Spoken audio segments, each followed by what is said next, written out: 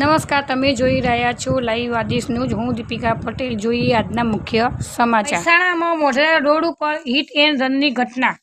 બેફામ રીતે school bus ચલાવતા ડ્રાઈવરે એક રાહદારીને ટક્કર મારતા અકસ્માત સર્જાયો હતો. સ્કૂલ બસનો ડ્રાઈવર નશાની હાલતમાં હોવાનું ઘટના સ્થળે હાજર રહેલા સ્થાનિકો દ્વારા જાણવા મળ્યું હતું. પોદાર ઇન્ટરનેશનલ સ્કૂલ બસના ડ્રાઈવરની નશાની હાલતને લીધે બસમાં બેઠેલા નાના બાળકોમાં ભયનો માહોલ સર્જાયો હતો અને અકસ્માતમાં ઈજા પામેલા રાહદારીને સ્થાનિક હોસ્પિટલમાં ખસેડવામાં આવ્યો હતો.